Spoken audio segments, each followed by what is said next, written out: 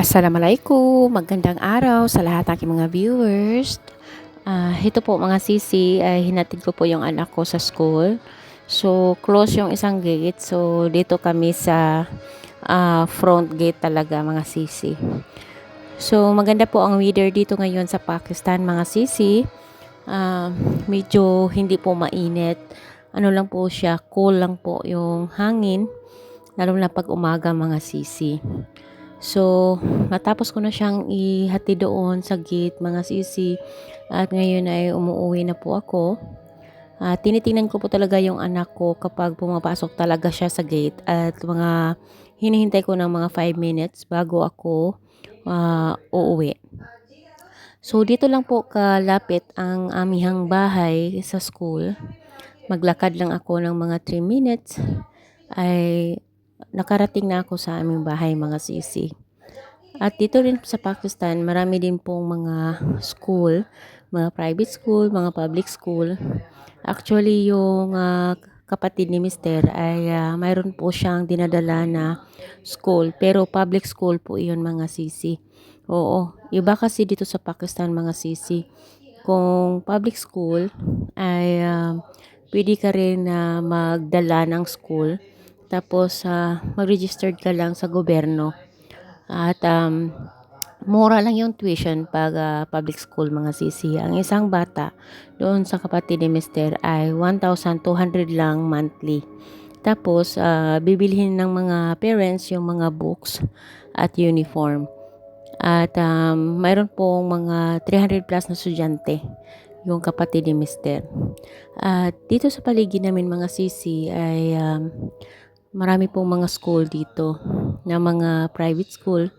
Malayo po ang public school mga sisi. Itong anak ko ay nahihirapan po talaga sa lingwahe dito sa Pakistan. Kaya pinapasok namin siya sa medyo English na eskwelahan. Basta ang bata po ay hindi masyadong makaintindi sa Urdu, ay mas madali kung ipasok mo siya sa medium English. Yun po talaga mga sisi. Yun po ang makakatulong sa ating anak. Kasi mayroon namang subject na magtuturo sa kanila. At ito naman mga sisi ay gift ito ng anak ni Mister. Kaya tinahi ko po mga sisi. Ayan. So, ang tila po nito ay medyo po ay mayroon pong kamahalan. Oo. Dito kasi sa Pakistan mga sisi, marami pong mga brand ang mga tela. May mga signature brand. At ito rin po ay bigay din ng anak ni Mister. At ngayon mga sisi ay pupunta kami ng city para mamili ng tela. So, pinapakita ko sa inyo ang mga lugar na makikita ninyo dito sa party ng Lahore mga sisi. Dito sa Lahore ay napakalaki po talaga ng lugar na ito. At sa iba't ibang bahagi ng lugar ay makikita mo talaga ang kalinisan at kagandahan dito sa Lahore. At sa nakikita ninyo, yung mga daanan nila na kalsada ay maganda po talaga mga sisi. Medyo mas priority ng government ang mga kalsada dito. Kasi napaka-crowdy ng mga traffic.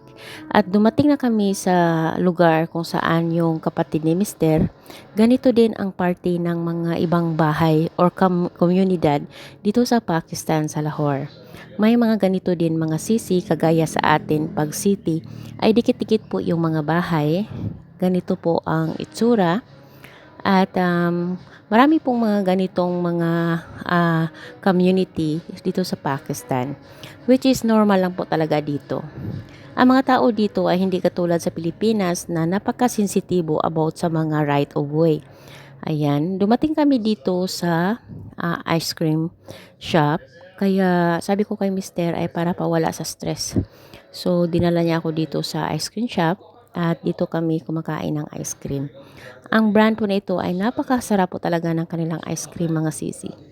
Oo, kasi puro gatas talaga at nuts ang malalasahan mo talaga. Ayan, marami po silang mga branch dito sa Pakistan. Kaya palagi po itong pinupuntahan namin ni Mister at minsan dinadala namin yung anak namin kapag pumunta kami dito sa city. Kaya ito po ang mga flavors niya. At hindi po siya kamahalan mga sisi. Ang dalawang scoop po mga sisi ay nasa 50 pesos na. Dalawang scoop lang siya. 200 plus dito. At medyo nagmamadali po talaga kami ni Mister kasi magbibili kami ng tela at mayroon pa kaming dadaanan na para bang pinaday kasi yung damit ng anak ni Mister kasi nalagyan ng Clorox ng kanilang katulong. Kaya pinaday namin. So, nagmamadali kami kasi mayroon pa ding kamit up si Mister na kanyang kaibigan. Tumitingin kasi siya ng ibang motor mga sisi. Kasi gusto niyang iswap yung isang motor niya. Kaya itong asawa ko ay na-addict na rin sa mga motor-motor. Yan ang talagang kahiligan niya, yung mag-drive ng motor. Hindi po siya marunong mag-drive ng sasakyan.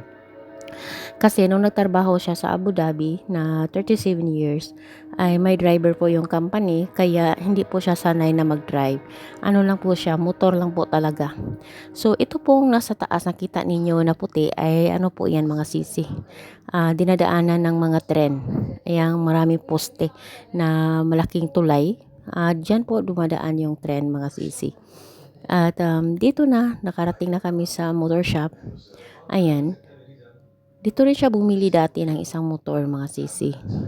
Dalawa yung motor niya at yung isa ay binigay ng kanyang anak. So nagiging 3. So ngayon gusto niyang ibenta yung isa at gusto niyang palitan. So ganito talaga siya kapag dumating kami dito sa city. Tapos malapit lang din naman ang shop ng tilahan. So pumupunta kami sa loob para bumili ng tela na order ng aking customer. Kaya nililibot namin ang mga lugar na ito. Ang dami-daming shop po sa loob. Maraming mga tinda na gaya ng mga tela, mga makeup, mga accessories, at kung ano-ano pang mga kailangan mo about sa tahi or about sa mga party. Nandyan na po lahat mga sisi. Kaya nalaman na po namin kung saan kaming shop pupunta kasi nandito po yung supplier ko at yung partner ni Mr. na kaibigan niya na nagbibenta ng mga tela. So, palagi kami pumupunta dito mga sisi. Ayan. May na-order na po ang aking customer. Yan po ang kanyang order kasi 2 months from now ay mag-Eid na naman. So, ito po yung order niya. Isang fancy, semi-fancy at normal clothes. Yan pong nang nabili namin madaming tela. So, dito lang muna ang ating video mga sisi. Maraming salamat. Allah Hafiz.